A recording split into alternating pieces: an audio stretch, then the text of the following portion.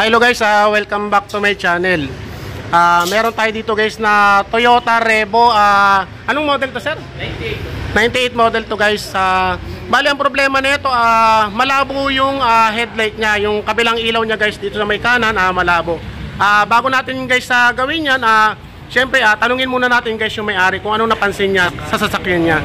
Bali ito guys yung may-ari. Sir, ano bang napansin mo sa sasakyan mo, sir? Ano sir pagkabuha ko niyan, bali mga ilang linggo pala sa akin, pag-ilaw, ito lang isa ang malinaw. Tapos doon sa kabila, may ilaw naman pero napakalabo. Malabo, sir. Oo. Pero hindi ka pa nagpalit ng ilaw, sir? Hindi pa. Bali gusto ko talaga dito ko. Nakailang paggawa ka na sa akin, sir? Napakarami na yan. Kasi pa-insist tayo dito talaga ako magpapatuwa. Yan sir, bago natin gawin sir, shoutout ka muna. May papatiin ka pa? Ng mga pa-insist. Magandang umaga. Yan sir. Dito tayo magpagawa. Create pala din auto electrical shop. Apo sir. Sir, maraming salamat. Address nga to. Kalalay po sir, Piñan, Laguna. Madaling hanapin, pating highway. Malapit sa yan sir, testing muna natin sir. Pakita muna natin sa mga viewers natin. Sir, paki-start nga taas headlight. Bali, ito raw guys ang may problema yung kanan. Start nyo sir. Brake, saglit brake. Headlight. Yan, ito guys, malabo yung sa parting kanan. Pero pag sa driver side guys, sa parting kaliwa yan. Pag nandun tayo sa driver side. Yan, ito guys. Yan, gumagana yung dito sa kanan. Ito guys, yung sa tapat ng driver o driver side, malabo. Pero gumagana guys yung ilaw. Yan. Kasi ito guys, wala tong park light dito sa may loob ng headlight. Ito ang park light niya nasa gilid. Kaya ibig sabihin ilaw yung gumagana dyan. Sir, pakipatay headlight. Pakipatay headlight. Yan, park light. Unang pihit lang. Yan, ito guys yung park light niya. Dito sa loob wala. Yan. Headlight sir. Yan, ito guys malabo.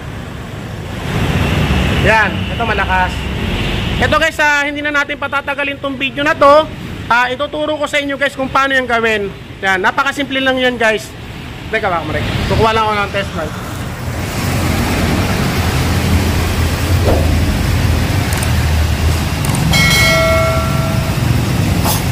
Sir, ako na sir. Hindi na Marek halika mo na rin.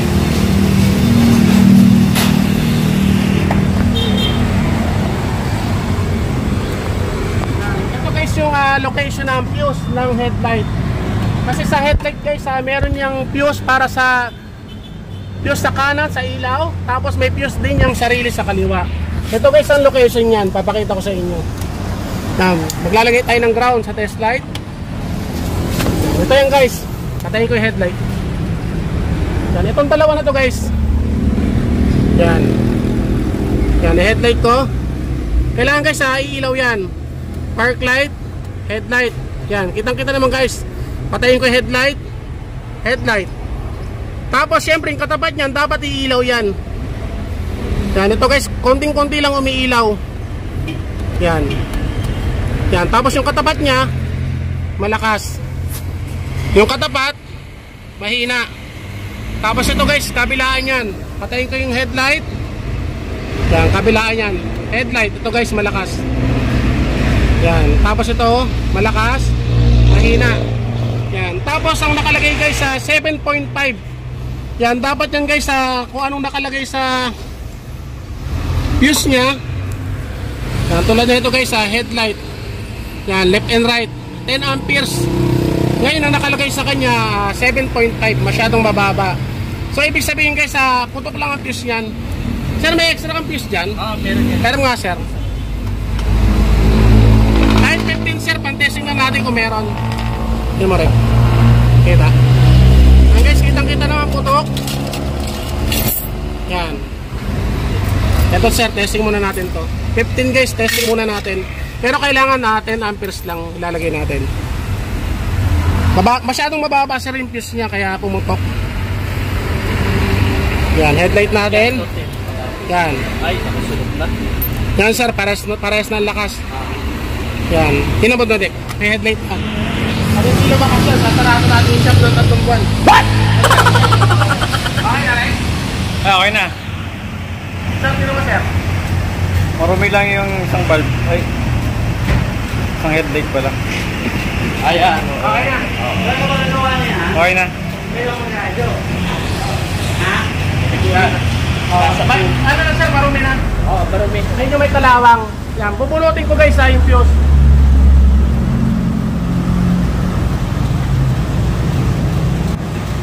Yan, lumabok. Umina. Yan, okay na, lumakas.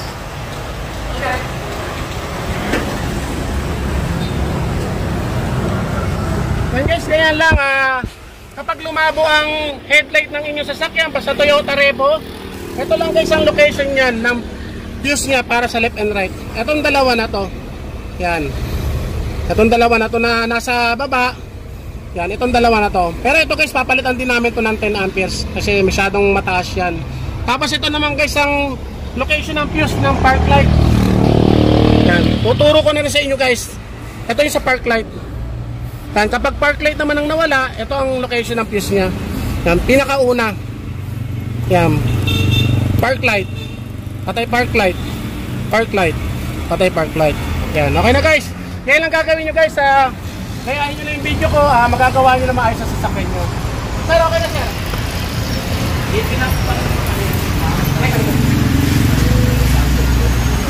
Ayan, bibili na tayo na. Ayun, balik na yun. Gagawin na lang natin sa natin. Sir, okay na sir. Ano ba dito ba? Ayan. Guys, okay na sir. Ikaw sir, shoutout ka.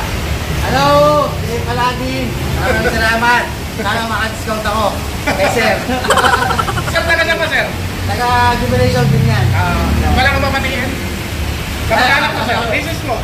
Anak ko. Sir, maraming salamat.